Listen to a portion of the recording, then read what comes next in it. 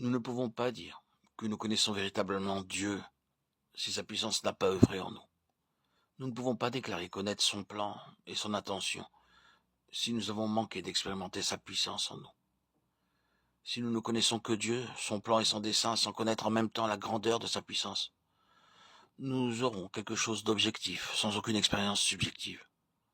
Nous devons donc connaître la puissance de résurrection de Dieu avec son plan et son dessein, et connaître quelle est l'infinie grandeur de sa puissance envers nous qui croyons. Cette puissance est assurément très grande. Elle est si grande que si Dieu n'ouvre pas nos yeux, nous ne pourrons pas voir ce qu'est sa grandeur. Elle est tellement extraordinaire que les croyants à Éphèse n'ont pas réalisé les dimensions de sa grandeur.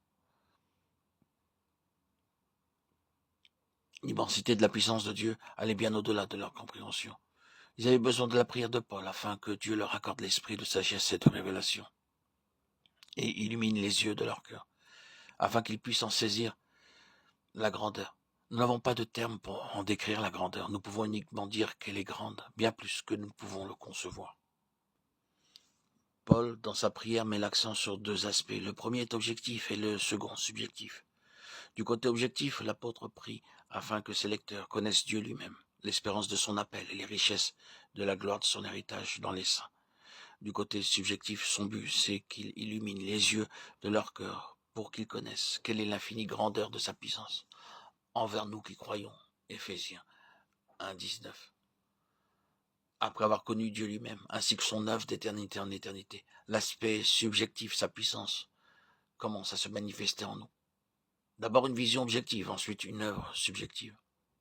Beaucoup de chrétiens, par inadvertance, en modifient l'ordre. Ils font une aversion. Ils laissent de côté la connaissance de Dieu et de son dessein éternel et jugent comme prioritaire et plus importante l'œuvre intérieure. Que je sois plus saint, que je sois plus victorieux ou que je sois plus spirituel. Ce que ces croyants soulignent, c'est tout ce qui va du côté du moi et non pas du côté de Dieu. Mais l'ordre des choses pour le Seigneur, c'est le suivant. Parce que vous l'avez premièrement connu, lui et sa volonté éternelle, alors ensuite il travaillera en vous dans le but d'accomplir le dessein éternel de Dieu. Nos victoires personnelles et nos œuvres auront comme objet cet éternel dessein. Ne pensons pas qu'il y ait peu de choses dans le vase de terre. Paul utilise cette métaphore pour parler de notre corps physique.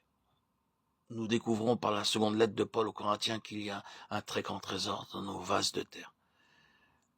Éphésiens 4, Corinthiens 4, 7. Mais le croyons-nous vraiment?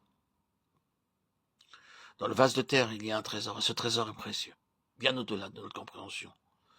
Nous avons besoin que le Seigneur ouvre nos yeux pour voir combien est précieux ce trésor. Nous voyons d'une part ce vase de terre, la maison terrestre de notre tabernacle, qui bientôt sera détruite.